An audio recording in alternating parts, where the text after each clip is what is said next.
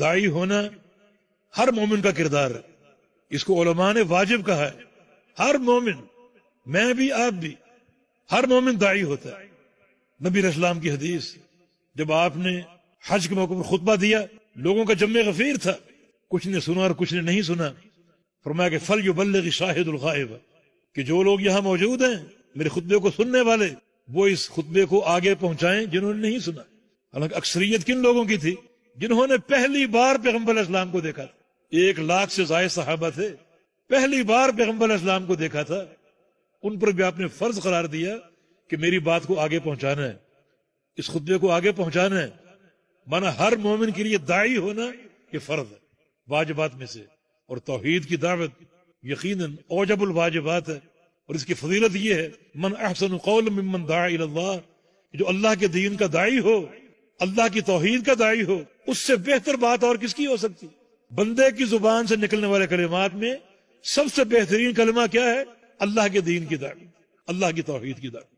اسی لیے نبی علیہ السلام کا فرمان ہے المؤذنون اطول اعناقا یوم القیامہ، کہ قیامت کے دن مؤذنوں کی گردنیں سب سے لمبی ہوں۔ کیوں؟ وہ اللہ اکبر اللہ اکبر اشہد ان لا الہ الا اللہ کی اذانیں دیتے۔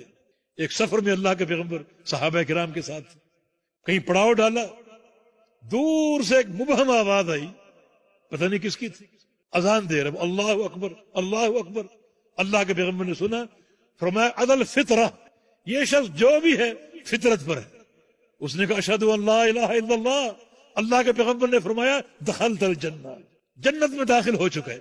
اذان، دعوت الی اللہ، اللہ کی توحید کی گواہی، کتنی اس میں عظمت۔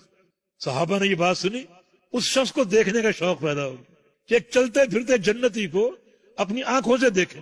اس کو تلاش کرنے لگے، مل گیا، ایک گھاٹی پر مل گیا۔ وہ کون تھا؟ کان راعی غنم، بکریوں کا چرواہا تھا، بکریاں چرا رہا تھا۔ نماز کا وقت ہوتا، اکیلا تھا، اذان کہتا، اقامت کہتا اور نماز شروع کر دیتا۔ اللہ تعالیٰ ایسے بندوں کے پیچھے فرشتوں کو کھڑا کر کے اس کو جماعت کا ثواب دیتا۔ تو دیکھیں بشارت، دعوت الی اللہ۔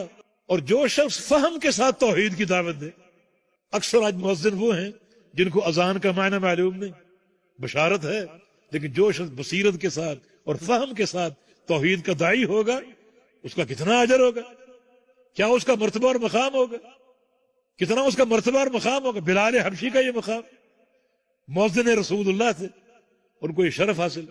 نبی علیہ السلام نے فرمایا تھا بلال بما سبقتنی للجنہ، تو جنت میں میرے آگے آگے کیسے؟ میں جنت میں جہاں بھی گیا آگے تیری آواز آ رہی، مجھ سے آگے، یہ شرف کیسے مل گیا؟ مؤذن رسول اللہ صلی اللہ علیہ وسلم۔ آپ کے ذہن میں اشکال آئے گا کہ بلال اللہ کے نبی سے آگے کیسے؟ نبی سب سے آگے ہوتا ہے۔ ابن قیم رحمہ اللہ نے بڑی اس پر عمدہ تقریر کی، بڑا عمدہ لکھا ہے اس پر۔ وہ کہتے ہیں کہ بلال حبشی کا آگے ہونا یہ نبی علیہ السلام سے تقدم نہیں، بلکہ نبی علیہ السلام کے لیے پروٹوکول ہے۔ جیسے ایک بادشاہ سربراہ مملکت جو باہر نکلتا ہے تو ایک گاڑی اسے آگے آگے چلتی، وہ تقدم نہیں ہوتا، وہ بادشاہ کے لیے تکریم ہے، وہ اس کی ہیبت ہے، اس کے لیے پروٹوکول ہے۔ جنت میں اللہ کے پیغمبر جب بھی باہر نکلیں گے بلال آپ سے آگے آگے ہو۔ ابن قیم فرماتے ہیں کہ پھر یہ سوال پیدا ہوتا ہے کہ یہ شرف ابو بکر کو کیوں نہیں ملا، عمر بن خطاب کو کیوں نہیں ملا، بلال کو کیوں ملا؟